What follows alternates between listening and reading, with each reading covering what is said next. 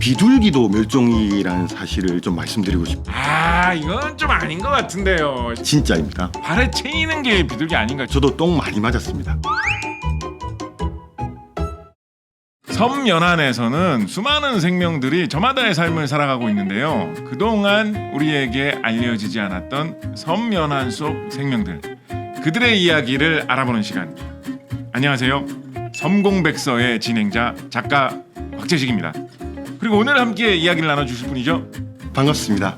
국립혼합권 생물자원관 도서생물자원연구실장을 맡고 있는 김성현입니다. 아, 실장님이시군요. 네, 보통 이제 드라마나 이런 영상에서 이제 주인공이거든요. 보통 네네, 실장님이라고 그렇죠. 하면. 네, 실장님 만나뵙게 돼서 반갑습니다. 현실은 그렇지 않습니다. 원래 동물을 전공하셨다고 들었는데요. 이 여러 부서들 중에서 동물자원연구부는 좀 어떤 부서인가요? 동물자원연구부는 물론 섬 연안을 위주로 연구를 하는 곳인데 다양한 생물들이 살잖아요. 그 중에서 무척추, 척추동물, 곤충 이런 부분들을 전부 다 연구를 하는 곳입니다. 그럼 우리가 이렇게 회루질 할 때 이럴 때 하는 바지락 이런 거, 낙지 이런 것도 좀 아시고. 그렇죠. 담당하시고. 그럼 혹시 식물자원연구부도 있는 건가요? 맞습니다. 미생물자원연구부입니다. 그런 식으로 나뉘는구나. 또 제가 들어보니까 이 조류 쪽에서 진짜 알아주는 전문가라고 제가 들었었거든요. 한국조류학회 이사님이시라고. 예, 맞습니다. 그런데 잘 알아주시는지 모르겠지만 하여튼 조류 쪽에서 오랫동안 몸담고 있는 사람입니다. 치킨은 좀 좋아하시고. 정말 싫어합니다. 새는 먹지 않습니다. 아, 진짜요? 진심입니다. 그만큼 새를 사랑합니다. 야, 요즘 말로 진짜 찐이시군요. 예, 찐입니다. 여러분, 한국조류학회 이사님은 치킨도 드시지 않는다고 합니다. 야, 메추리알 이런 것도 잘 안 드시고. 알은 먹습니다. 알은 먹습니다. 알까지 죄송합니다. 먹고. 알 정도는 먹습니다. 알까지 먹고. 네.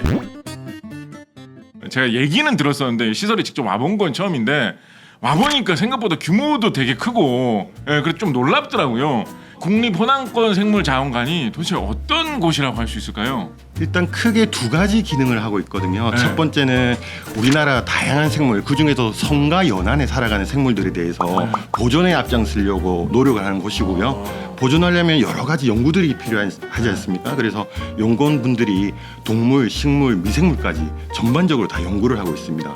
또 최근에는 유전자원 연구도 꼭 필요해서 그런 분야를 연구하시는 박사님들도 계시고, 그다음에 이런 생물의 유효한 성분들을 찾아내서 더 국민들에게 좋은 이득을 드리기 위해서 이런 연구도 하시는 분들도 많으세요. 그러면 도서 지역이면 호남권 아니라도 이렇게 연구 대상으로 많이 포함되나요? 이름은 호남권이라고 되어 있지만 우리나라 섬 생물을 연구하는 유일한 기관입니다. 울릉도에도 막 가시고 하시겠네요. 네, 맞습니다. 독도에도 가시고. 네, 전국 섬은 다 다닙니다. 그러시구나. 그러면 우리나라 동물들의 멸종을 막고 또 다양한 생물들이 살 수 있도록 도와주는 곳, 이렇게 생각을 할 수도 있겠네요. 정확한 말씀이세요? 네. 그러면 우리 실장님, 김성현 실장님은 구체적으로는 좀 어떤 연구하셨습니까? 어디에 가면 어떤 새들이 있는지, 얼마만큼 있는지 이런 분포들을 조사를 하고 또 이동 연구까지 같이 병행하고 있습니다. 그럼 새 따라서 좀 이렇게 해외로도 막 가시고. 네, 그렇습니다. 그러시구나. 여기서 이제 담당하는 게 주로 섬, 연안 이런 쪽이라고 말씀해 주셨잖아요. 그러면 모든 섬을 이렇게 다 도시나요?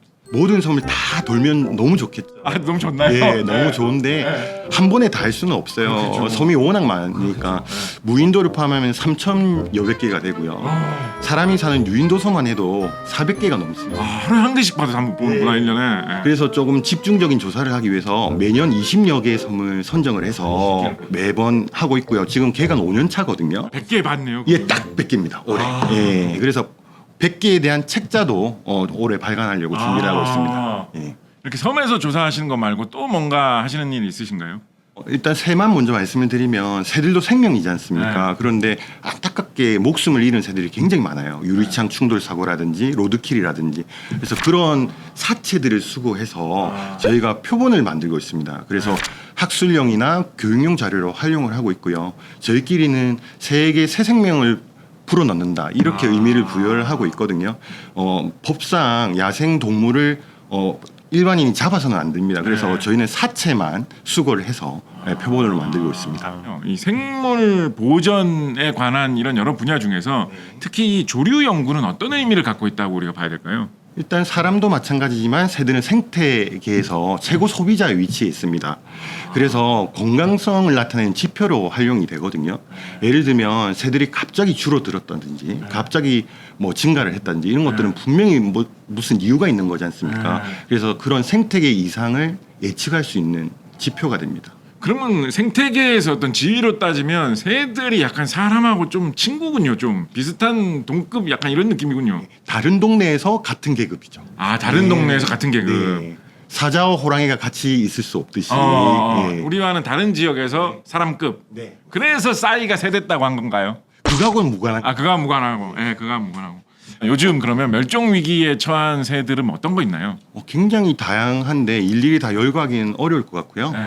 비둘기도 멸종위라는 사실을 좀 말씀드리고 싶어요. 아, 이건 좀 아닌 것 같은데요, 실장님. 진심입니다. 진짜입니다. 좀 조류에 애정 있으신 분께 좀 죄송합니다만 발에 채이는 게 비둘기 아닌가요? 저 진짜 발에 한번 채였던 적도 있는 것 같은데요, 길에서 가다가. 저도 똥 많이 맞았습니다. 네. 워낙 많아서. 그런데 아마 작가님께서 보신 비둘기는 집비둘기라는 새일 거예요.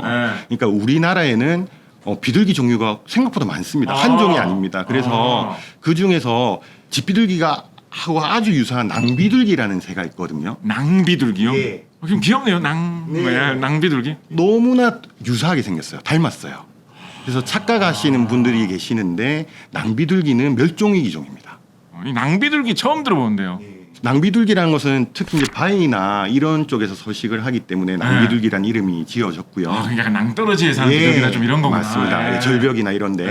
그리고 또 굴 속에 있다고 해서 정식 명칭은 아닌데 굴비둘기라는 이름으로 나오기도 합니다. 굴비둘기. 그래서 우리나라에서 굉장히 희귀한 새가 되어 버렸고요. 예, 그래서 이 새들을 보호할 가치가 굉장히 중요하다고 생각합니다. 예. 그러면 우리나라에 사는 비둘기들의 종류는 좀 어떤 게 있나요? 쭉 보면. 총 8종이 되거든요. 아, 8종이 되는군요. 예. 집비둘기는 사실 우리 연구 테마가 아닙니다. 왜냐하면 집비둘기는 가축에 가깝거든요. 개량종. 그래서 저희는 야생 생물만 연구를 하기 때문에 야생 생물 중에서는 낭비둘기, 그다음에 또 멸종위기적인 흑비둘기, 예, 그다음에 맷비둘기, 분홍가슴 비둘기, 염주비둘기, 홍비둘기, 목점박이 비둘기, 녹색 비둘기까지 예, 이렇게 다양하게 있습니다. 그러면 아까 말씀해주신 그 멸종위기종한 낭비둘기하고 우리 흔히 보는 집비둘기하고는 차이점은 뭔가요? 겉보기는 비슷하다고 하셨는데. 물론 이제 집비둘기가 도입종이기 때문에 막 번식을 하면서 서로 잡종이 생기고 그 안에서도 그래서 다양한 형태가 있지만 낭비둘기랑 굉장히 닮은 애들 같은 경우에는 전문가들도 거의 구분하기 쉽지 않습니다, 사실. 그런데 이제 허리가 흰색이고 또 꼬리가 회색이고 또 중간 지점에 폭넓은 흰색 띠가 있고 뚜렷한 특징들이 있긴 하거든요. 이런 걸 보면서 집비둘기가 아니구나, 낭비둘기구나 확인을 하고 또 유전자 분석을 해서 최종적으로 결정을 합니다. 예. 아, 그럼 최종적으로 확인하려면 이게 약간 친자 확인처럼 이런 것까지 해야 맞습니다. 되네요. 너무 닮아가지고요. 산길 같은 데 가다가 좀 비범한 비둘기를 봤는데 약간 허리에 흰색 띠가 있다라고 하면 낭비둘기로 의심해봐도 될까요? 아니면 보통 사람이 거의 보기 힘들다고 봐야 될까요? 예, 그냥 의심 안 하시고 그냥 비둘기구나 하시면 될 것 같습니다. 그냥 비둘기나? 예. 아, 그 정도로 많이 줄어들었군요. 예, 제가 열심히 조사하겠습니다. 예. 집비둘기는 낭비둘기하고 비슷한데 오히려 정반대로 이거 유해야생 동물로 지정돼 버렸잖아요. 이거 왜 이렇게 된 건가요? 일단 2009년에 지정되었고요. 집비둘기는 실 사례로 보면 2016년부터 20년까지 전국에서 이런 집비둘기 피해 접수 건수가 2,000건이 넘습니다. 2,000건이 넘어요? 예. 그러면 막 하루에도 막 서너 건씩 접수된다는 거예요? 예, 그렇습니다. 서울에 많거든요. 왜냐하면 사람들이 먹이도 주고 하니까. 그래서 서울에 접수된 민원만 작년에 1,500건입니다. 한 해에 1,500건? 네네. 그래서 이런 비둘기들은 털 날리고 배설물이 막 거리에 펼쳐지고 이래서 위생적인 피해 호소가 대부분이거든요. 그래서 정확히 추정하고 하기는 어렵지만 이런 집비둘기가 또 천적도 없고 하기 때문에 매년 증가 추세인 것만은 사실인 것 같아요. 모든 새들이 마찬가지지만 강한 산성을 띠고 있기 때문에 배설물이? 예. 산성이라서 건물이나 문화재, 뭐 교량 이런 것을 부식시키기도 하고 또 간혹 질병을 전파할 우려도 있습니다. 분화제도 파괴되네요. 그러니까 동상 같은 거 이런 게 세워져 있으면 이게 비둘기 때문에 상할 수가 있네요. 예, 워낙 그 산성이 강해서 부식이 쉽게 돼 버립니다. 낭비둘기하고 집비둘기하고 비슷하다라고 말씀해 주셨잖아요. 그러니까 어떻게 보면 좀 뭐 비슷하게 살면 집비둘기 늘어나면 낭비둘기도 늘어날 수도 있을 것 같은데 낭비둘기는 그에 비해서 이렇게 오히려 줄어들어가지고 멸종 위기에 몰린 이유는 뭘까요? 텃새로서 일부 지역에서만 번식을 하거든요. 네. 근데 서식지가 굉장히 제한적입니다. 그러니까 다양한 환경을 선호하는 게 아니라 본인들이 선호하는 환경 그 속에서만 번식을 합니다. 낭비둘기가? 예. 그렇다 보니까 아무래도 서식지가 줄어들고 그다음에 집비둘기와의 생존 경쟁도 일부 있을 수 있고요. 또 집비둘기 취급을 받지 않습니까? 낭비둘기인데 사람들은 모르니까 그렇다 보니까 어쩔 수 없이 멸종 위기종이 된 거죠. 뭐 아까 낭비둘기 말고도 딴 비둘기도 여러 가지 이야기해 주셨잖아요. 그 중에 또 멸종 위기종이라고 해가지고 좀 소개해 주실 수 있을 만한 거 하나 또 좀 말씀해 주시면 어떤 거 있을까요? 흑비둘기가 멸종 위기종이거든요. 흑비둘기요? 예. 네. 말씀드린 것처럼 몸 색깔이 흑색깔입니다. 근데 사실 실제로 보면 햇볕에 비치는 데서 실제로 보면 보랏빛 광택이 나거든요. 은은하게. 그래서 비치는 날에 가까이서 가서 보면 참 이뻐요. 근데 멀리서 보면 검은색입니다. 약간 강수지 그런 느낌이군요. 그대 모습은 보랏빛처럼 흑비둘기 생각하면서 부르는 노래. 보랏빛 향기. 보랏빛 광택. 보랏빛 광택. 그리고 덩치도 제일 커요. 아 비둘기 중에서는 대형 이런 쪽으로 조금 좋아하시는 느낌이 있군요. 제가 그래서 곽재식 흑비둘기는 그럼 어디서 볼 수 있습니까? 흑비둘기는 도서 지역에 주로 분포를 해요. 그래서 울릉도, 가고도 이런 먼 섬, 먼 섬들에 주로 서식을 하고요. 특이하게도 후박나무라는 열매를 좋아하기 때문에 후박나무에 있는 곳이라면 그 친구들이 있을 확률이 높습니다. 그러면 섬에 가시면 후박나무가 있다 싶으면 이렇게 한번 훑어보시겠네요. 네네. 혹시 흑비둘기 보랏빛 이러면서 네. 한번 보시겠네요. 네. 아 그리고 아까 소개해 주실 때 멸종 위기종을 위해서 이 국립호남권 생물자원관이 어떤 연구도 한다라고 말씀해 주셨거든요. 구체적으로 이런 쪽에서는 어떤 연구를 하시는지 좀 더 말씀해 주신다면요. 최근에 한 연구 중에 아주 재미있는 연구가 있어요. 뿔제비 갈매기라고 혹시 들어보셨어요? 아니 처음 들어. 뿔제비요? 수제비 갈매기도 아니고. 예. 갈매기네요. 그러니까 제비는 아니고. 제비 갈매기 종류. 아 제비 갈매기 종류인데 뿔제비 갈매기. 예, 맞습니다. 우리나라에서 최근에 네. 몇 년 전에 무인도에서 번식하는 게 발견됐습니다. 숫자를 좀 불리고 있네요. 거기서. 예, 그래서 국제적으로도 엄청난 이슈가 됐고요. 그래서 최근에 새 발견 중에 가장 재미있는 사건이 아닐까라는 생각이 듭니다. 그래서 국립생태원이라는 곳이 있거든요. 충청도에 있잖아요. 네, 맞습니다. 그곳에서 발견을 해서 연구를 하고 있었고 또 우리 기관에서는 유전자 분석을 잘 할 수 있습니다. 그래서 샘플을 좀 받아다가 제가 유전체 분석을 해서 머리부터 발끝까지 모든 유전자 정보를 다 해독을 해냈습니다.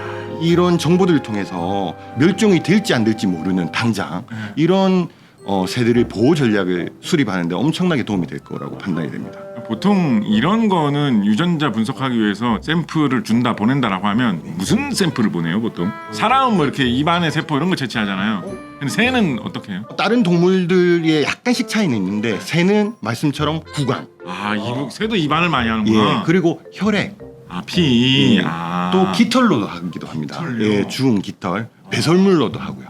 요즘 기술이 엄청나게 좋아졌어요. 깃털에도 DNA가 많이 나오는군요. 네. 그렇구나. 이 멸종 위기종 같은 경우에는 뭐 이렇게 다 없어진 거를 복원하기보다는 그래도 지키는 게 훨씬 더 유리하고 더 쉽다라는 생각이 들거든요. 그럼 우리가 좀 일상생활 속에서 멸종 위기종을 지키기 위해서 뭔가 할 수 있는 일을 찾아본다면 뭐 어떤 게 있을까요?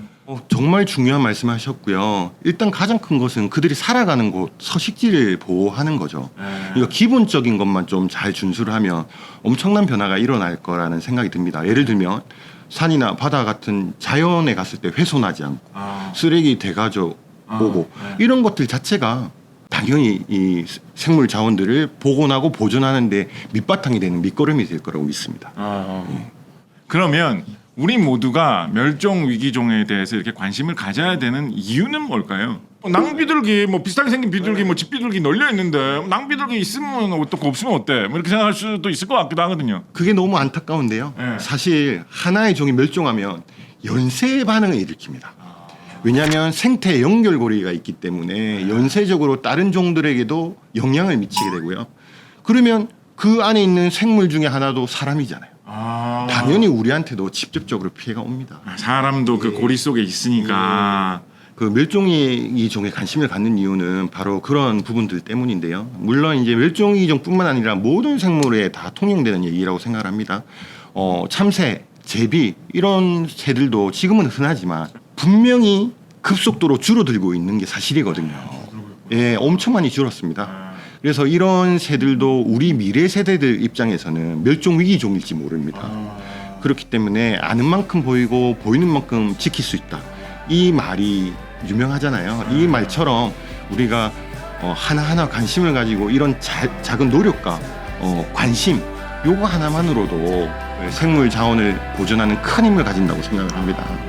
정말 다들 한 번씩은 이렇게 생태계에 대해서 좀 관심을 가져주면 좋겠네요. 결국 이런 생태계에 생긴 문제들은 다 사람한테 우리한테 돌아오기 마련이니까요. 그죠? 네. 사람뿐만 아니라 생물들도 우리의 구성원이거든요. 네, 그런 생각을 가지고 조금 더 배려와 관심 있게 지켜봐 주셨으면 좋겠습니다. 일단 저부터 더욱더 많은 관심을 갖도록 하겠습니다. 오늘 섬공백서 여기서 마치도록 하고요. 다음 시간에 또 다른 이야기로 찾아뵙도록 하겠습니다. 감사합니다. 감사합니다.